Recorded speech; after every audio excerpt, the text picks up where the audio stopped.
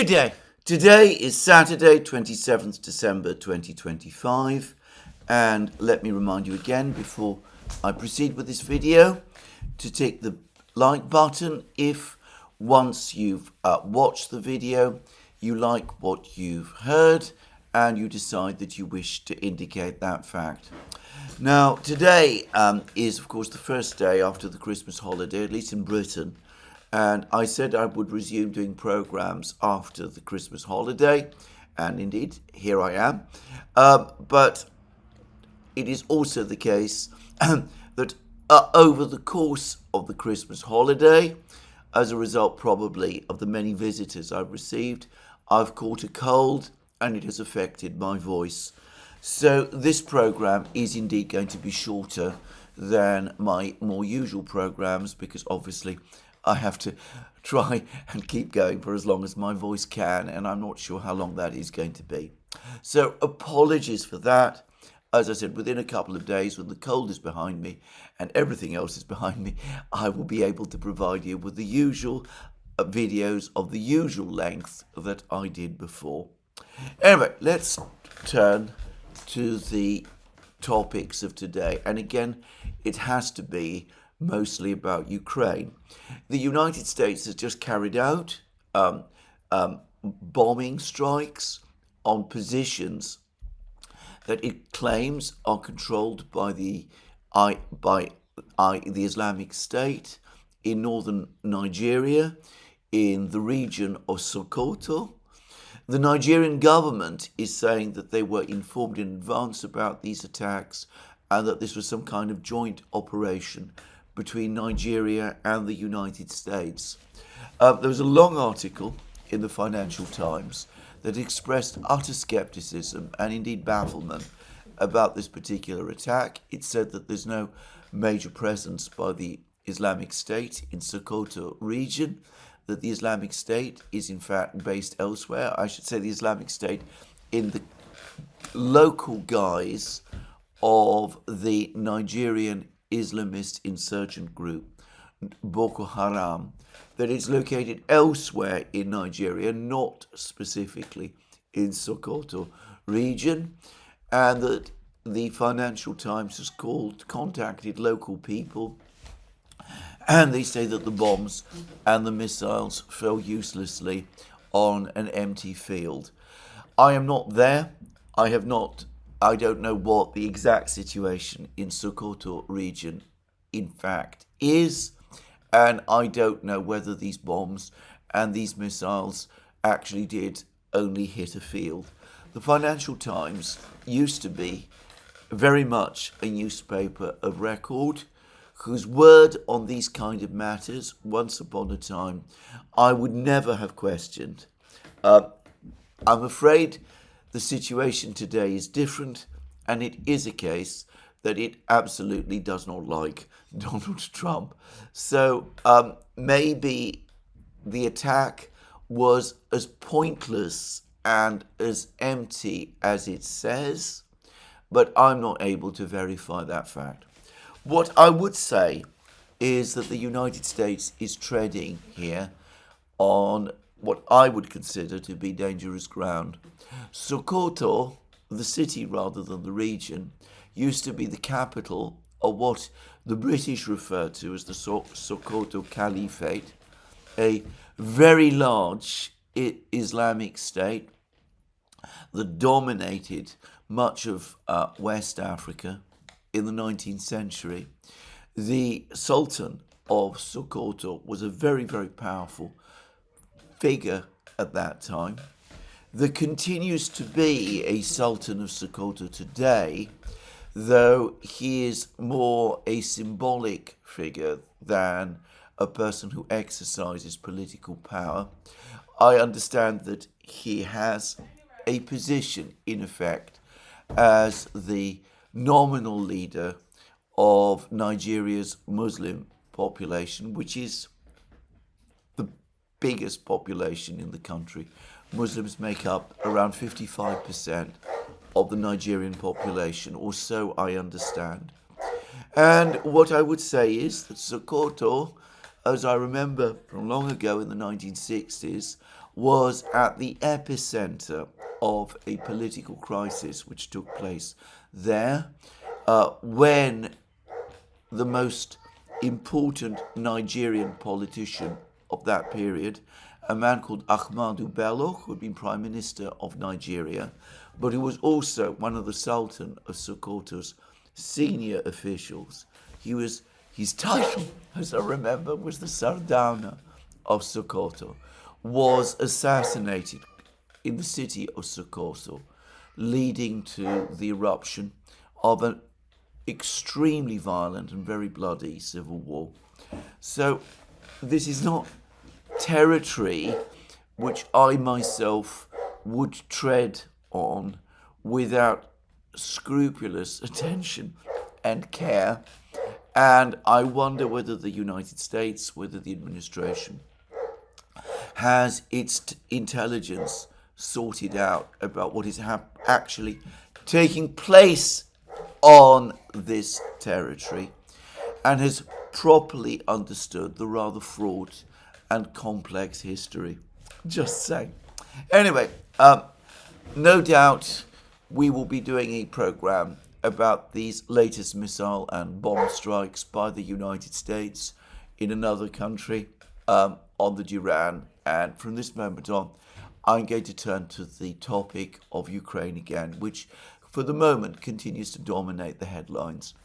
Now, a couple of days ago, the Ukrainians unveiled their 20-point peace plan. I've discussed and analysed it at length. I've said that as far as I can see, it is in a very carefully repackaged form, another attempt to try and negotiate a freeze of the conflict on the current front lines.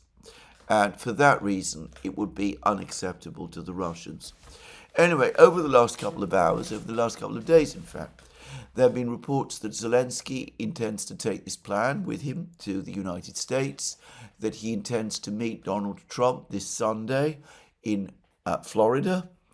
And in preparatory for that discussion, that meeting with Trump, he is having a conversation today with the various European leaders who loyally support him. And apparently at some point over the course of today's conversation, the plan is that Trump himself will join the call.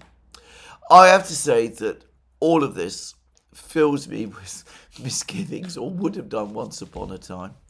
I would have thought that by now the United States or Donald Trump himself understands that whenever he does seem to be making some progress with the Russians, the moment he calls Zelensky in and agrees to meet with Zelensky, and the moment he involves the Europeans in the discussions, everything goes completely and disastrously wrong. Anyway, it seems to me that that old pattern is now repeating itself. Trump has said rather coldly that Zelensky might be coming up with any kind of plan that he wants, but a plan is only meaningful when Trump himself approves it. So Trump is saying that, and some people are taking this to mean that Trump is pouring cold water over Zelensky's 20-point plan, and that might be true. But to repeat again, the consistent pattern up to now has been that whenever Zelensky meets Trump, eventually, in some form or other, Zelensky gets most of what he wants, and whenever Trump talks to the Europeans and discusses matters with them over a prolonged period, essentially the same happens. To repeat again, the 20-point plan is unacceptable with the Russians. It does not close the door on eventual Ukrainian entry into NATO. On the contrary, by incorporating a term whereby the United States would give Ukraine security guarantees comparable to those that it provides to the other European member states that are part of NATO. The plan ultimately paves the way for Ukraine eventually to join NATO. The proposal also rejects a straightforward, simple withdrawal from Donbass. It proposes alternatives, a freeze on the existing conflict line or a free trade area in Donbass, both of which are unacceptable to the Russians. And it requires Ukraine to have an army of 800,000 men, which is an utterly fantastic proposition that makes no sense at all, because it will be a bigger army than the army that Ukraine has at the moment. By the way, there has been reports in Ukraine that Ukrainians themselves recognize that Ukraine cannot possibly afford the cost of an army on that kind of scale, which again must mean that if the Ukrainians are serious about this proposal, then they must be expecting an unlimited supply of money from the Europeans and from the United States, which, by the way, is what I suspect ultimately this is all about. Anyway, suffice to say that all of these proposals are completely unacceptable to the Russians. Whilst I am on the topic of Zelensky's 20-point plan, I might as well add that Jennifer Kavanaugh, one of the most insightful and acute commentators about the Ukraine war, has written a piece on responsible statecraft, the website of the Quincy Institute, in which, after a visit to Ukraine, she comes back and says that these proposals make absolutely no sense, the 20-point plan, and they make no sense in terms of Ukraine's own best interests. That the security guarantees that the United States would be providing are unenforceable, and if Ukraine were ever to find itself again in a war with the Russians, nobody in Ukraine apparently believes seriously that the United States would go to war and fight Russia on Ukraine's behalf. So the security guarantees are worthless, and the provisions about the size of the Ukrainian armed forces are worthless also. Jennifer Kavanaugh's proposal, suggestion, is that Ukraine's best guarantee for its future would be to return again, to revert once more to its previous neutral, non-aligned status. And just to make a simple observation here, it is indisputably the case that whilst Ukraine was a neutral, non-aligned country, with that status never under question or doubt, peace prevailed there, both domestically and between Ukraine and Russia. Anyway, all of this is academic because the Russians have made it absolutely clear over the last 72 hours that they're not going to accept this plan. So briefly, we had a meeting that Putin conducted a couple of days ago with business leaders in the Kremlin, Russian business leaders in the Kremlin. This was a meeting conducted in conditions of great secrecy. And the reason it was conducted in conditions of great secrecy is because there was another of a long-running set of discussions between Russian business leaders and Putin about the status of property that had been privatized in the 1990s. There's still much concern amongst business leaders in Russia about the legal position of their assets.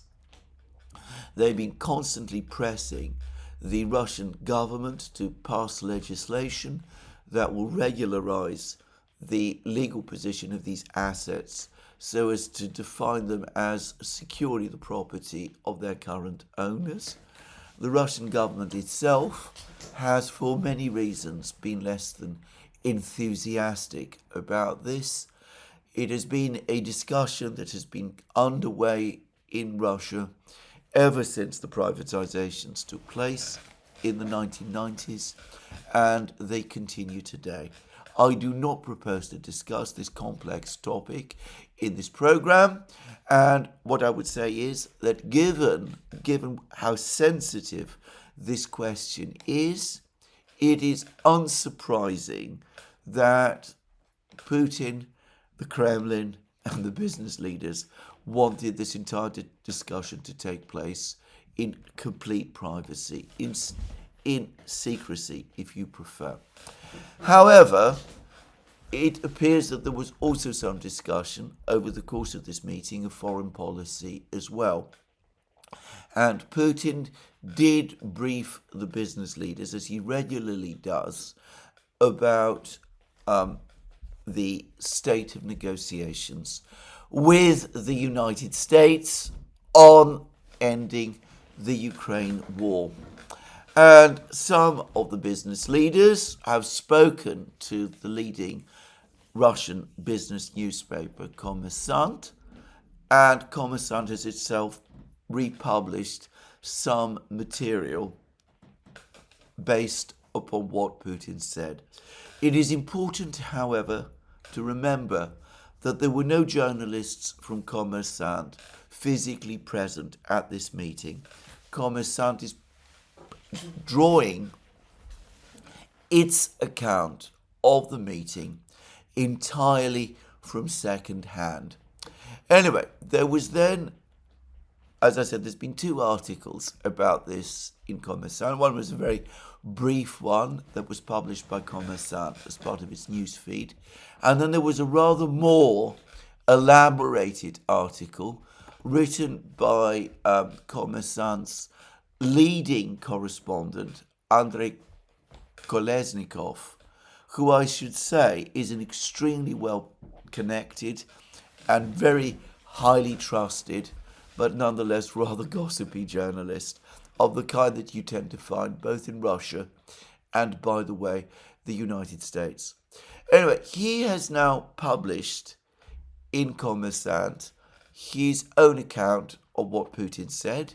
Remember, as I said, Kolesnikov was not there.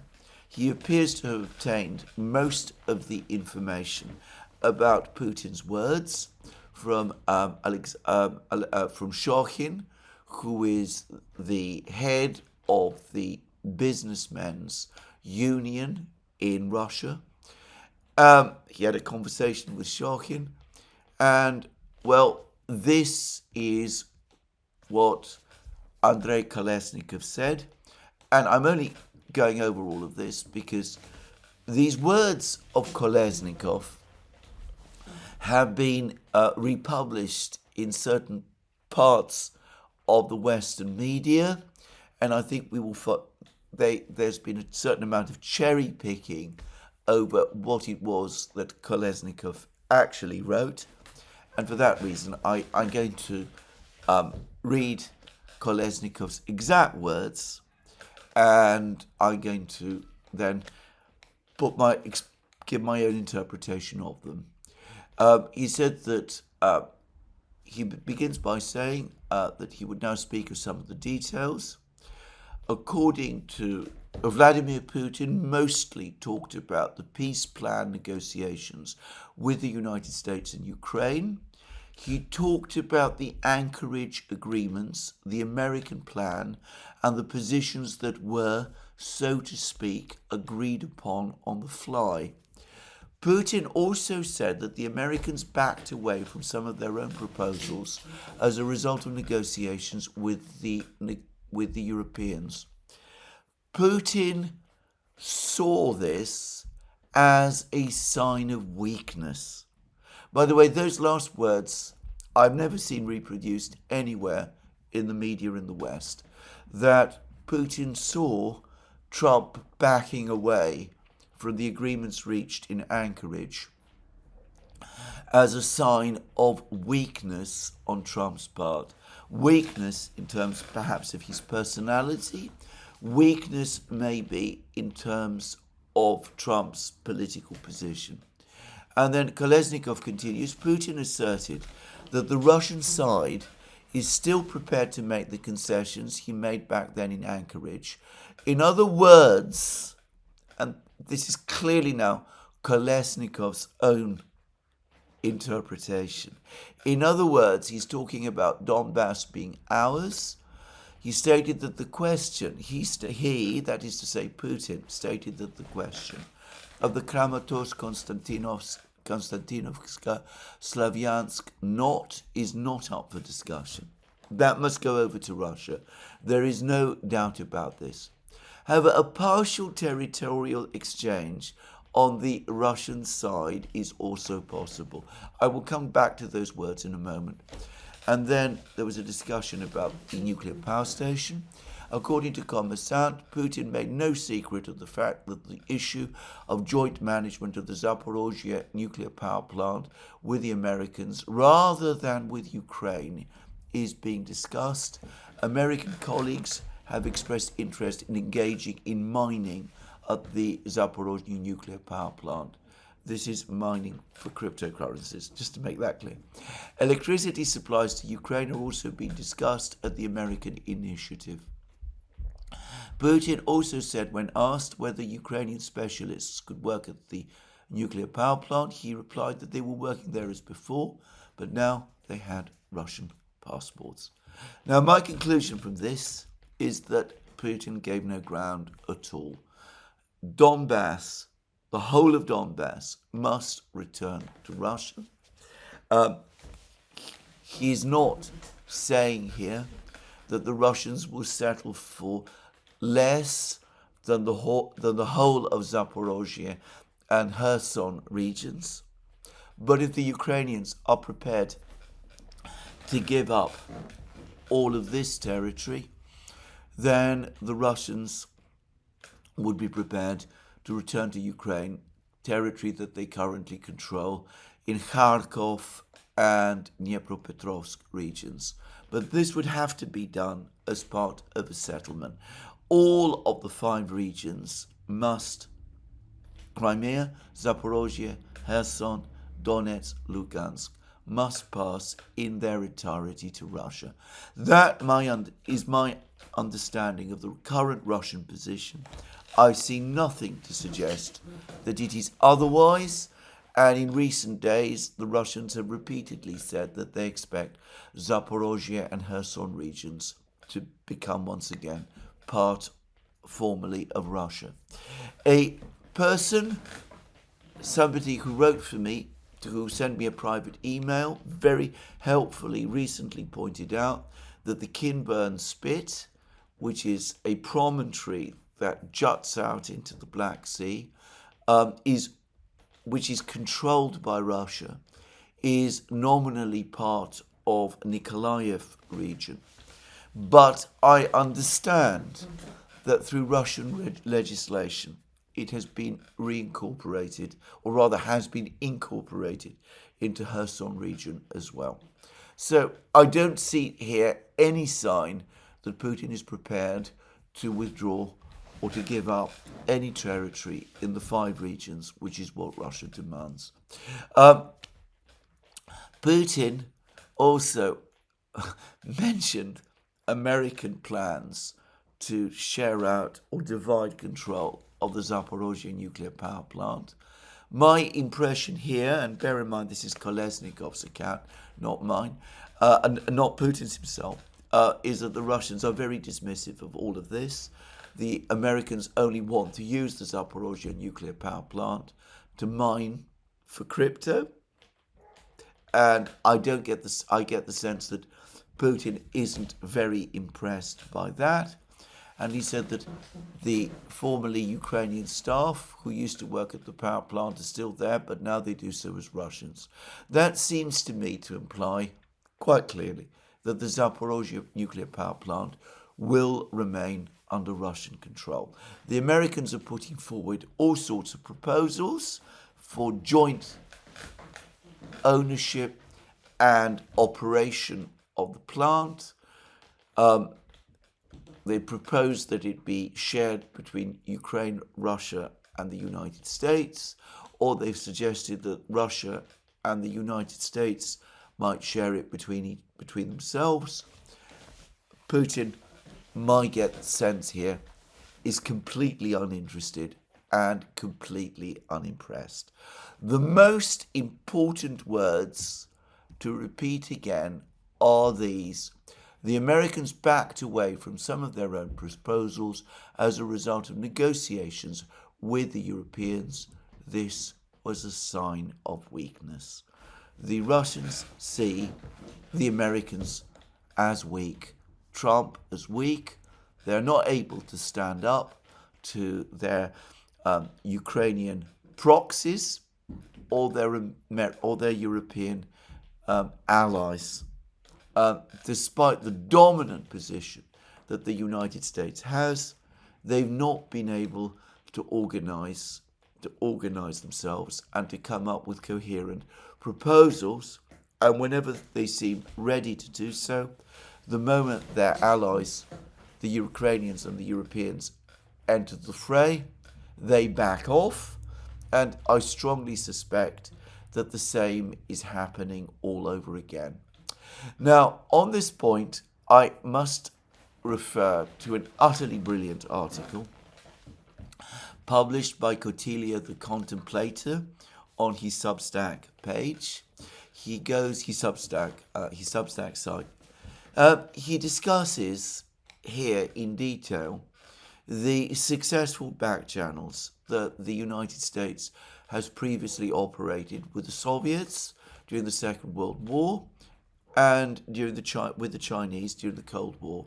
And he's discussed the previous roles of people like Harry Hopkins and Henry Kissinger in conducting backchannels.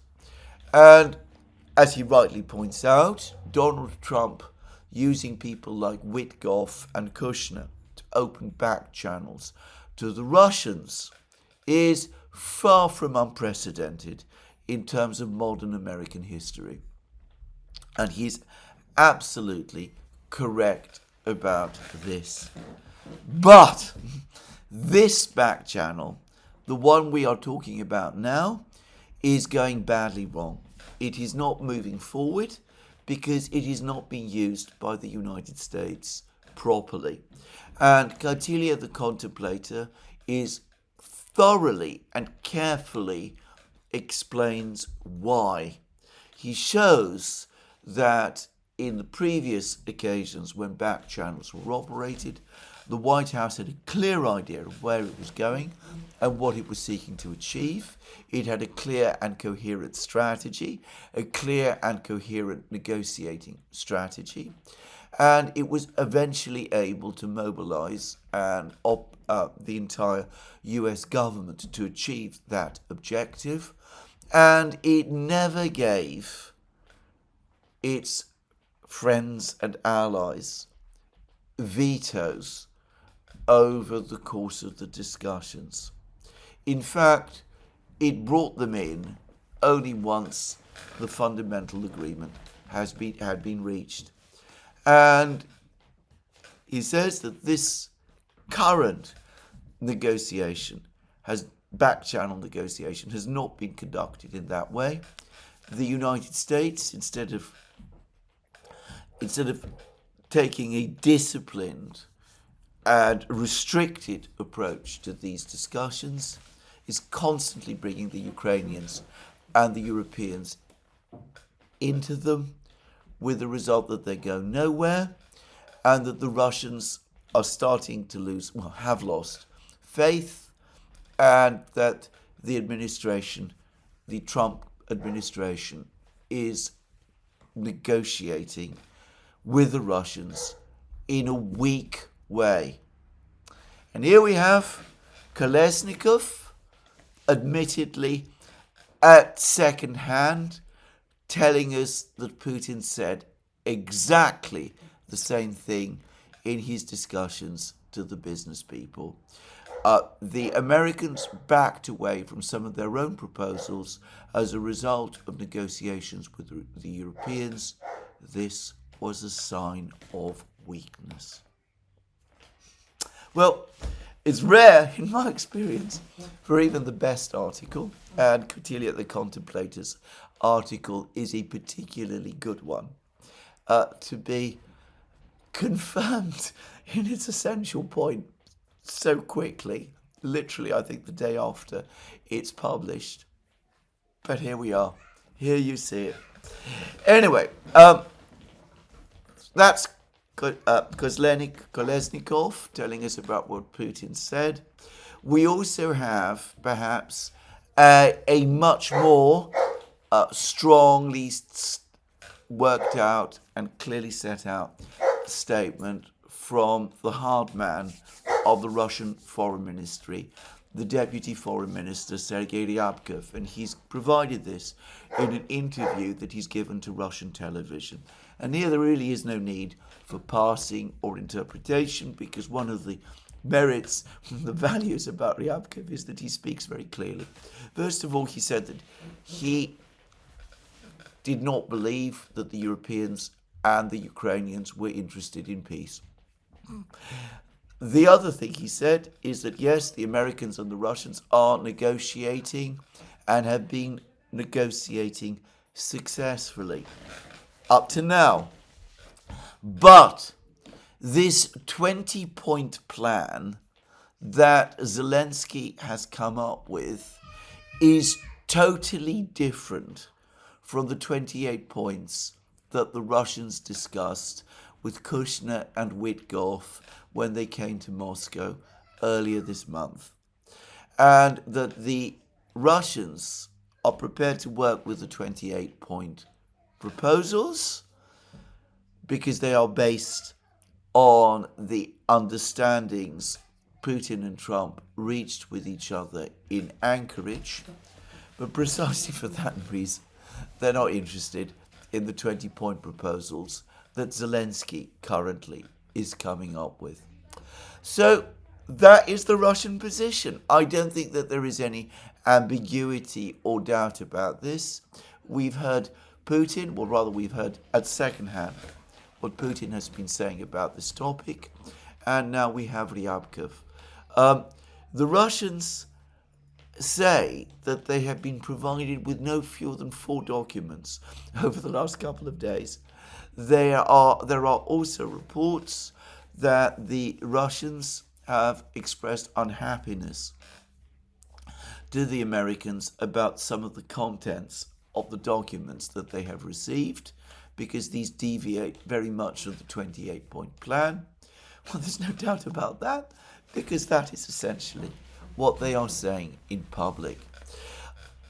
These proposals, counter-proposals, this extraordinarily strange diplomacy that we see conducted is taking up a huge amount of time and is leading nowhere at all.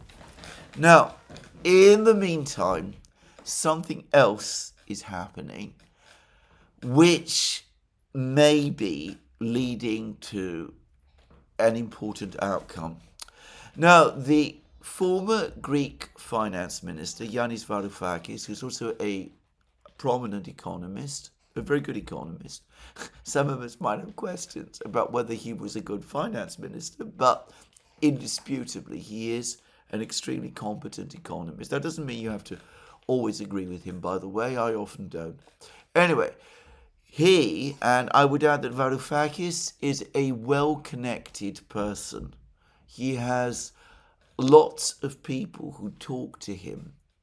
Anyway, he has now published an account of what is taking place in various courtrooms around the world connected with the issue of the 210 billion euros of Russian frozen assets that are apparently frozen in Euroclear. Now, according to Varoufakis, and I have no external corroboration for this, the Russians, when there were discussions about using these frozen Russian assets as collateral without Russia's agreement for a 140 billion euro loan to be provided to Ukraine. The Russians didn't just bring a case in the Moscow Arbitration Court, as we know about. That was made public. They have brought what are essentially identical or very similar cases in either 13 or 14 other jurisdictions. They brought claims in one of the European courts. Varoufakis says the European Court of Human Rights. I wonder whether that's a misconception and whether it was the European Court of Justice. Or maybe it's both courts, I don't know. They've also brought proceedings in the Permanent Court of Arbitration in The Hague. They brought proceedings in a Swiss commercial court. They brought proceedings in a commercial court in the United States. They brought proceedings already in a court in Singapore. And, well, it looks as if they brought proceedings in various other national jurisdictions and countries around the world as well. And all of these proceedings relate to the situation with the frozen Russian assets. And these proceedings were triggered by the European proposal to use the frozen assets as collateral for that 140 billion euro loan. Now, I should say that until I watched Varoufakis' video, I had no knowledge of these proceedings, and the fact that the Russians have brought these proceedings in all of these places is extremely important, and I find it interesting that it has gone completely unreported in the media in London, just to say. So, lots of cases in many jurisdictions all around the world, all relating to the status of the frozen Russian assets. And the key thing is that none of these proceedings has been discontinued. The Russians are continuing with all of these cases. The mere fact that the European Council, spooked apparently by these court cases, last week decided that it would not float a 140 billion euro loan with using the Russian assets as collateral, that it would instead float a 90 billion euro loan. And I've discussed in many places and in many programs now that there doesn't seem to be any secure collateral for that loan or time limit to repay or any of those things. But I'm not going to discuss that now.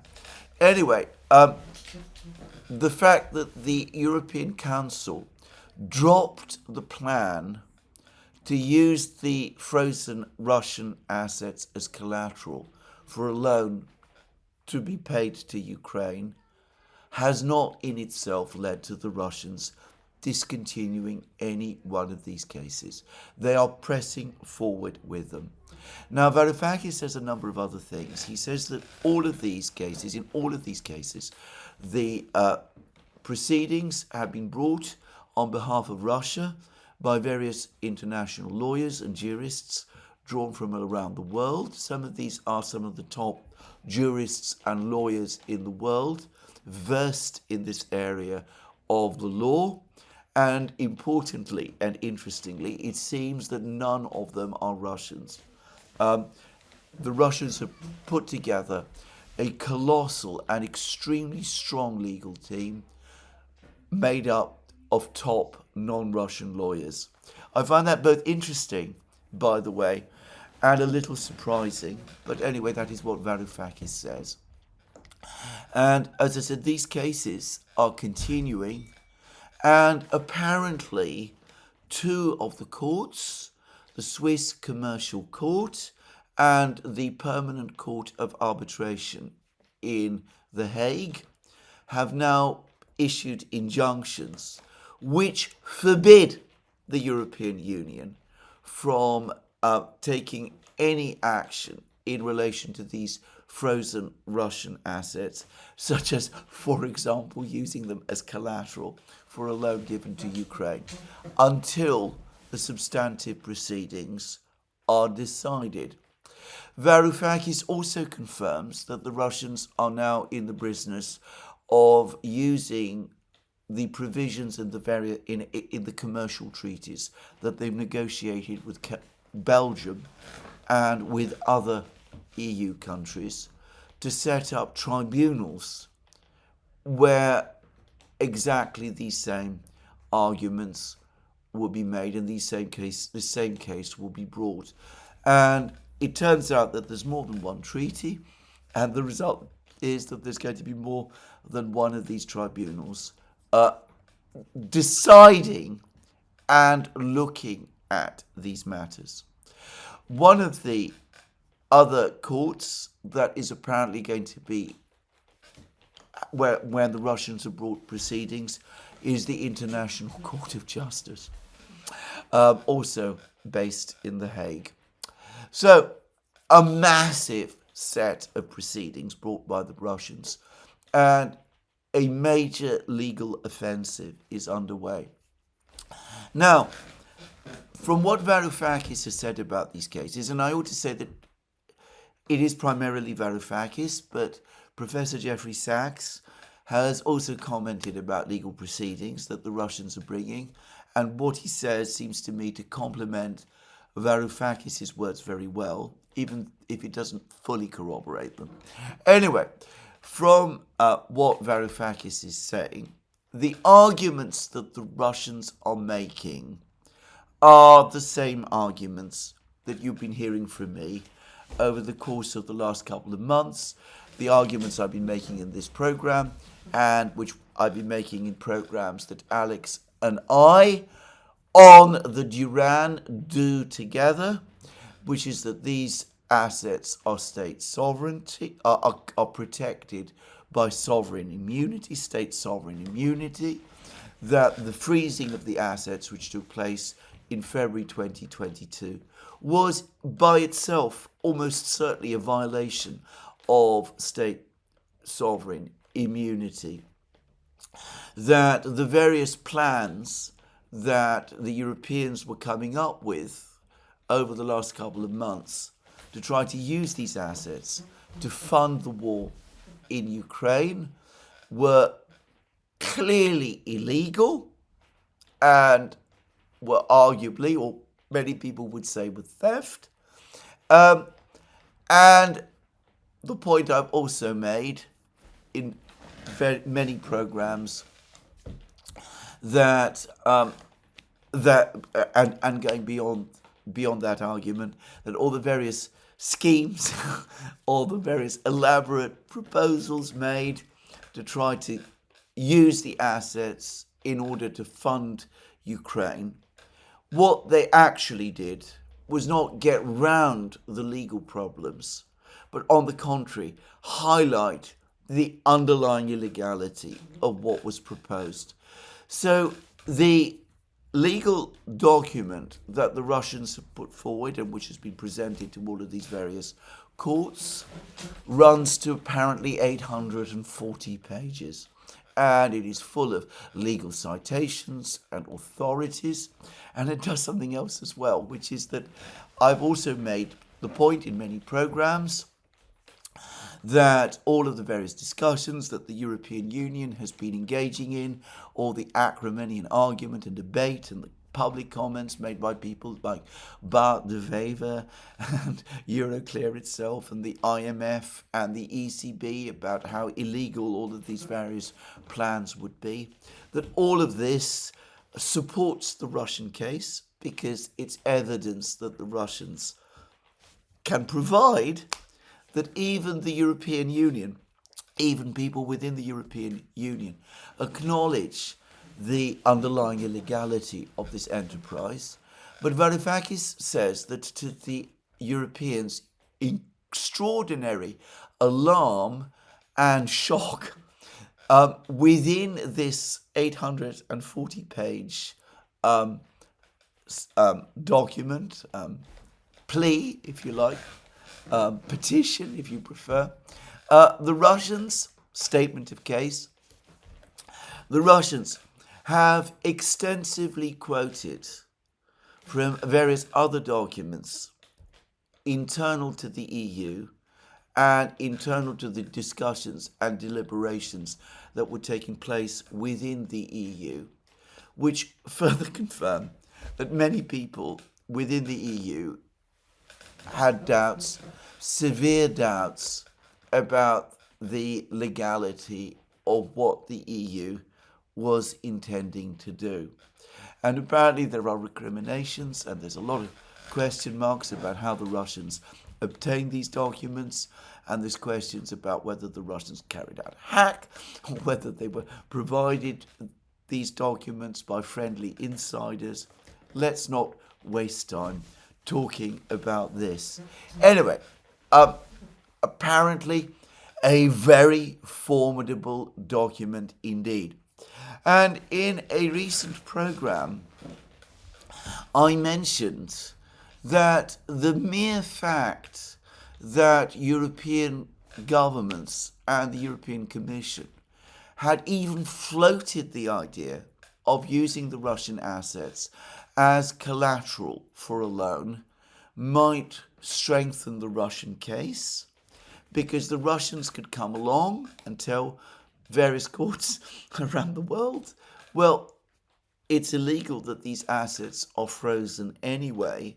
But you see, people in the EU have now been talking about confiscating or misappropriating or stealing these frozen assets, which shows that leaving them in this illegal frozen state is actually unsafe, because you can't trust the people who are in control of them.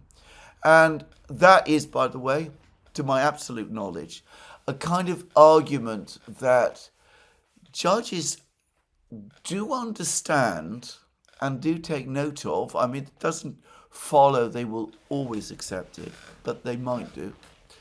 It's not unknown to me. I mean, I've seen arguments like that made and be accepted by courts in the past. And anyway, though Varoufakis doesn't mention this, I would not be surprised if over the last couple of days all of these petitions have been amended and supplemented with further provisions like that. And to repeat again, according to Varoufakis, the people who are arguing these cases on behalf of the Russians are some of the world's best international lawyers. And as Varoufakis also rightly says, they're arguing a case that they believe in because it is based on precedent and on what everybody has up to now understood is established law. So apparently there is much dismay within the European Union about this. Varoufakis has made the point that that in order for the Europeans to come out successful, they must win in all 14 jurisdictions where the Russians have brought this case, whereas the Russians only have to win in one, and they have a judgment that they can start to enforce. And apparently the EU's lawyers, its legal service, are already finding this a massive challenge. They're drafting responses which are expertly drafted and carefully argued, but argue from weak grounds, and in which the lawyers themselves perhaps have less than full-hearted conviction. And again, according to Varoufakis, there is now advice being given by the lawyers that it might not be a good idea to let these proceedings continue all the way to final judgment. The better approach for the European Union to take is to try to settle with the Russians in advance, which, however, will mean giving some of the money back. Some of the money back. Now that is very interesting indeed. And Varoufakis says that these cases will take about 2 years to bear fruit, which is, my guess is about right, by the way. We're looking at 2 or 3 years of very complex litigation altogether, even though some would say that this is an open and shut case. The pace of the law can be slow, and it would certainly be slow in a case like this.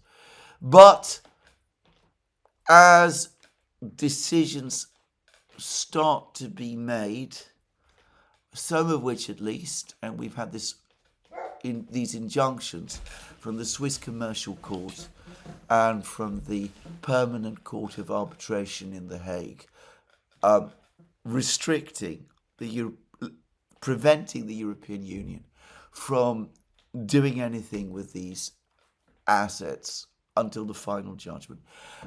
As this continues, confidence, both in the case itself and in the EU's own financial stability, will gradually start to drip away. And the pressure over the next 2 years will increase. And, well, having been involved in much litigation in my life, I can say that that is absolutely how it happens. Now, all of this is extremely interesting, and it will be very interesting to see where it goes. I would add a few things here, which is that the lawyers who represent the EU might be advising the EU to compromise. Whether the Russians are in any mood to compromise is another matter again. I would have guessed no. But anyway, we will have to see. If there is going to be a compromise, it will come at a very steep price. The Russians will demand not just some, but a lot of their money back. And given that the original freeze, the original decision back in February 2022 to freeze the assets was the single most spectacular sanction that the Western powers imposed upon Russia in February 2022. If there are court judgments that rule that illegal, if there are proposals to pay some of the money back, well, I mean, the political effect of that is going to be simply enormous. I mean, the political leaders who were involved in making that decision, not just in Europe, but in the United States itself, are going to be, well, I would have thought, discredited. And the cost that European taxpayers will have to pay will be enormous. Anyway, all of this, as I said, is information that I am obtaining at second hand. I have not seen this 840-page document myself. I don't know of all the places where court proceedings have been brought. It may be that, as I said, Varoufakis hasn't got everything exactly right. But knowing him, and by the way, we did once know each other, though that was a long time ago. But knowing him and knowing his connections, and given the very, very public way in which he has talked about this, I cannot for one moment imagine that he isn't getting it basically right. So there is now a time bomb ticking away beneath the edifice, the sanctions edifice constructed by Ursula von der Leyen and all of the other leaders of the European Union. They must be probably getting increasingly worried about this.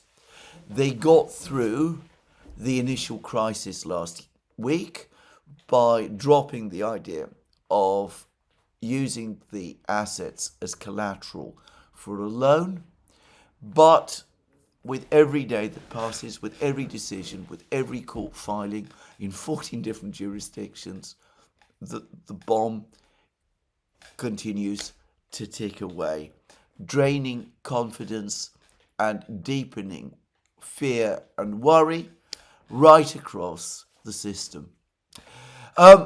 In my opinion, this is the single most important piece of news that I have seen over the last 2 weeks. If it is, as Varoufakis says, it is much more important than the diplomacy, which, as I said, I myself think is leading nowhere. And it is so important that it ultimately overshadows what is happening even on the battlefields. For the moment, the Europeans are digging in, but if they do have to compromise, if their lawyers are telling them that this case is indeed going to be lost, then that compromise will extend beyond financial issues, repaying money to Russia and all of that. Almost inevitably, it is going to extend to geopolitical questions as well. And we might ultimately see a position where the European stance on Ukraine starts firstly to crack, well, arguably it began to do that last week, and crumble, and then it, of course, breaks down entirely.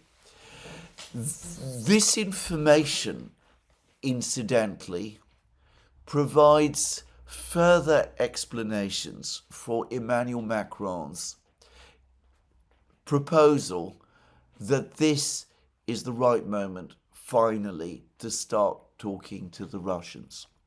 Macron is one of these complicated people who is both clever and a fool at one and the same time.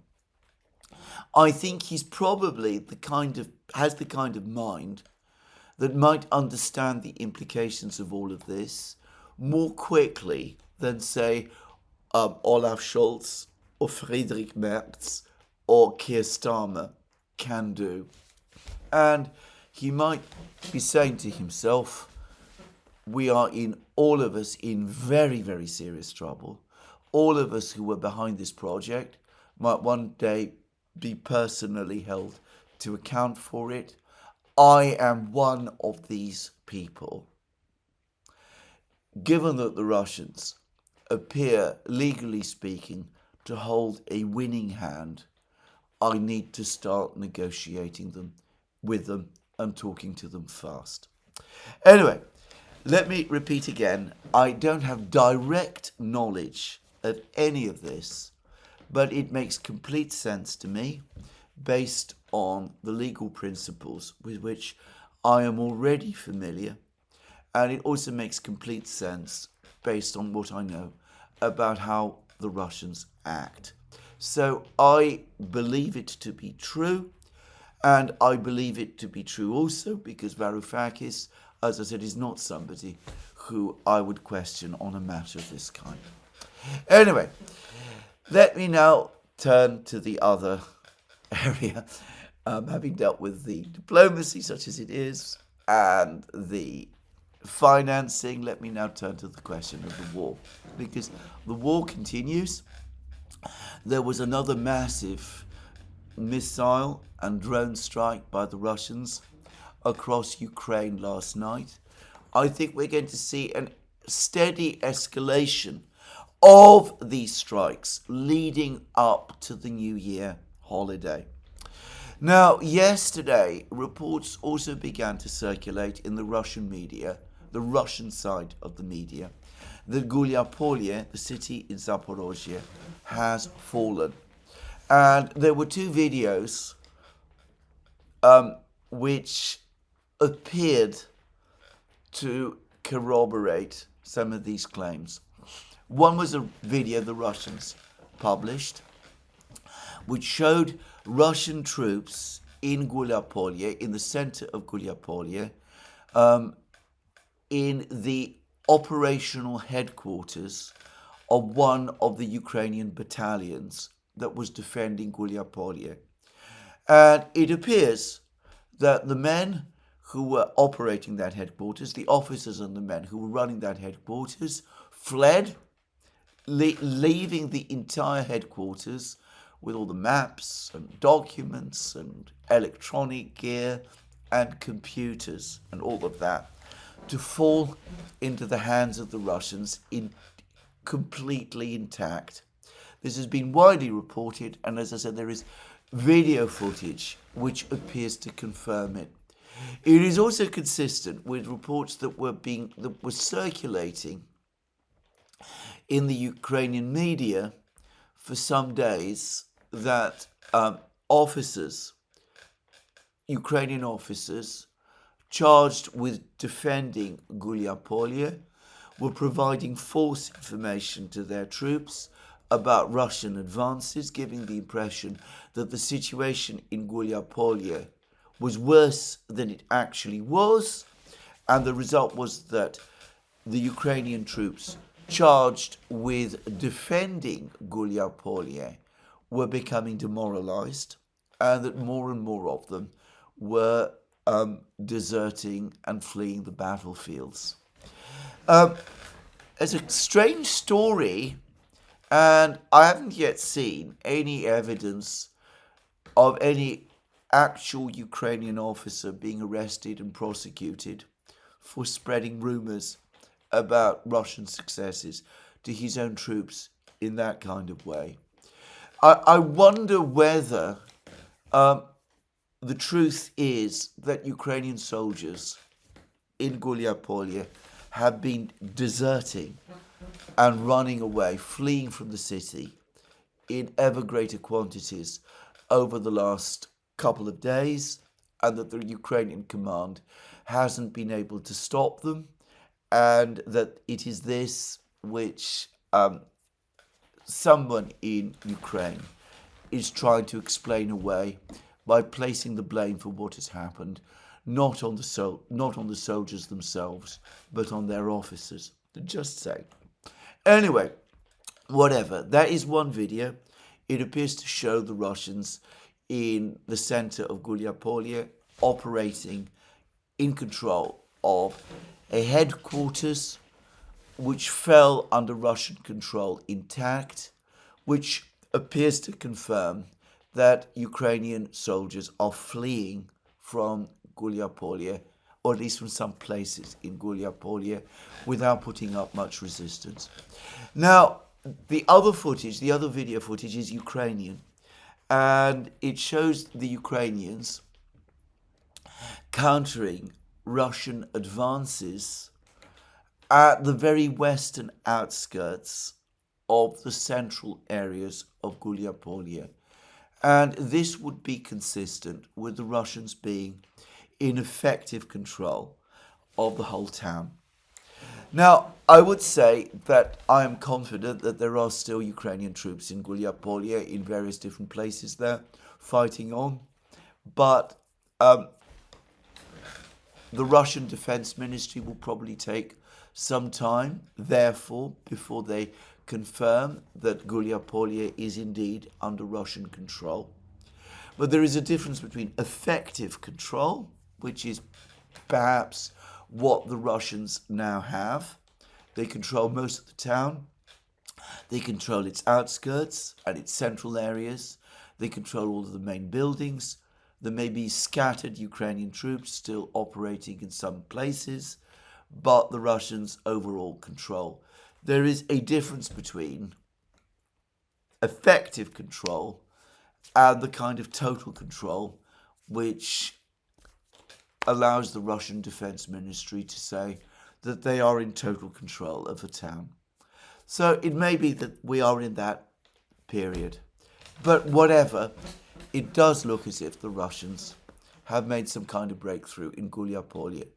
They are making further advances both in the eastern areas of Zaporozhye region and in Dnipropetrovsk regions as well.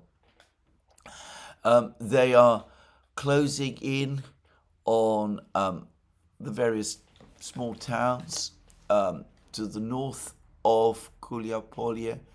It does look as if Ukrainian defenses in eastern Zaporozhye are indeed, well, basically in a state of collapse.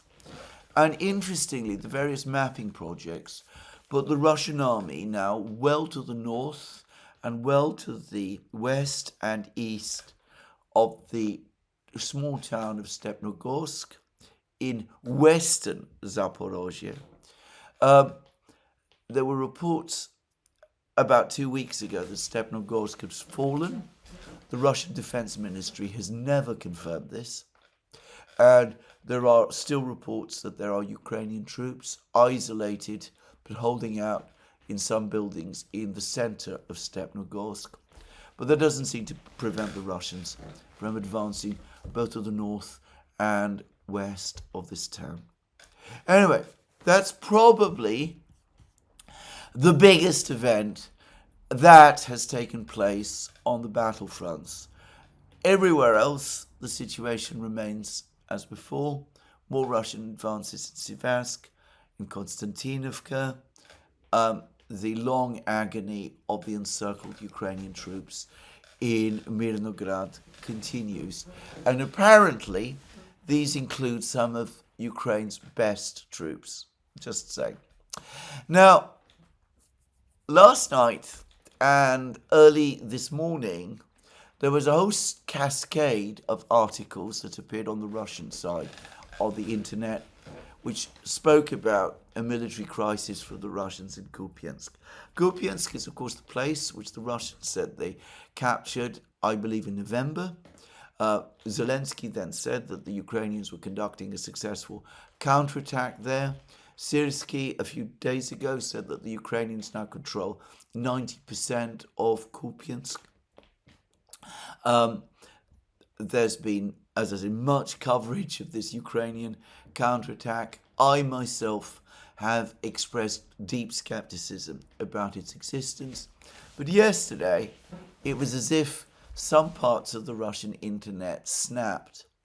And of course, there are some people on the Russian internet like Rybar, who is a major reporter of the war, and often a very insightful and good one, by the way, but one who also, in my experience, has a certain tendency to say that all would be going wonderfully well in the war if only people would listen to me. Just saying, he can be extraordinarily critical of the Russian military leadership at times. Anyway, Rybar in particular has been the person who's been publishing most of the stories, as far as I can see, or at least a large proportion of the stories that appear to have corroborated the Ukrainian claims to have mounted a counterattack in Kupiansk. Well, this morning, the Russian Defense Ministry responded, and they have again insisted that Kupiansk is fully under Russian control. And I will read what the Russian Defense Ministry says about this. They say that in the Kupiansk direction, units of the 6th Army repel counterattacks of the enemy that attempt to break through to Kupiansk. Russian troops inflict fire damage on assault detachments, sabotage and reconnaissance groups, as well as hardware of the enemy. And then it discusses whether counterattacks have happened. 5 counterattacks of the enemy were repelled near Blago-Tatovka, Prokopovka, Osinovo, Baldirevka, and Monachinovka. All the counterattacks were repelled. Russian troops suffered no losses. And so that's the first thing that the Russian Defense Ministry said. Then they provided a list of comments, videoed comments, by a group of Russian soldiers from the 6th Combined Arms Army, all of them insisting that they are indeed in Kupiansk. So, company leader of the 1427th Motorized Rifle Regiment, with the call sign Uran, said, "I am in Kupiansk on 1st of May Street, where I successfully act with my unit. We will be staying on our positions in the city, continuing to eliminate small groups of the enemy which try to hide." Another commander of another regiment, of another member of another regiment, by the way, called Kolos, he says that his unit performs tasks near the Kupiansk milk canning factory. "My unit is successfully carrying out tasks on the Kupiansk milk canning factory. As you can see, there are no Ukrainian troops here at all." Granit, who is in the center of Kupiansk, says, "I'm in Kupiansk, in the center of the city. My comrades are successfully carrying out combat tasks." And another officer, Typhoon, these are all code names, obviously, said that staying in Kupiansk, we mop up some buildings and basements from scattered enemy groups. And the Russian Defense Ministry continues, "Kupiansk is under control of the 6th Guards Combined Armed Armies units, West Group of Forces." So that is what the Russian Defense Ministry say. Now, I've not taken any trouble to watch these videos of these Russian soldiers. My vision is not good, and anyway, I would not be able to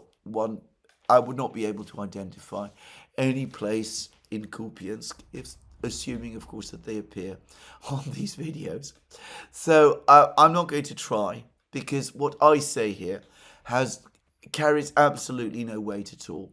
I'm sure there will be various people who will try to engage in geolocations, but in my opinion, geolocation is a less than secure tool, certainly less secure than some people believe, and I've no doubt that some people will find ways to geolocate these people to completely different places from the one where they say they are in. All I will say is this: I have never known, up to now, the Russian Defense Ministry to continue to insist that it is in full control of a town, or it is in control of a town, for so long when it is not, and to go to these lengths and to publish these sort of reports from actual soldiers providing video footage of where they are. Now, I have to say, I have come across instances when the Ukrainians have done this, and I have come across instances when the Russians themselves have told either significantly less than the truth about a particular battle, or have said things that are completely untrue. I mean, one example which will always stay with me happened during the Ukrainian autumn 2022 offensive in Kharkiv region, in which the Russian army showed video footage of what it said were Russian reinforcements hastening to stem the tide of the Ukrainian advance. And then just a few days later, the Russian Defense Ministry itself admitted that this was all a ruse, and the film of those troops, those tanks and armored vehicles hurtling down the motorway to rescue the situation in Kharkiv region, that it was all really filmed on the Moscow Ring Road, in other words, just outside Moscow. So I'm not saying that the Russians have completely clean hands, but I have never seen them come up with such an elaborate deception as this would be. Just saying. Well, there is always a first time, and maybe, for reasons that I myself cannot fathom, that is what the Russians are doing in Kupiansk at the moment. But I have to also say this: I've seen the footage that has been produced by many people to support the claims of a successful Ukrainian counterattacks in Kupiansk. And I don't find them wholly convincing either.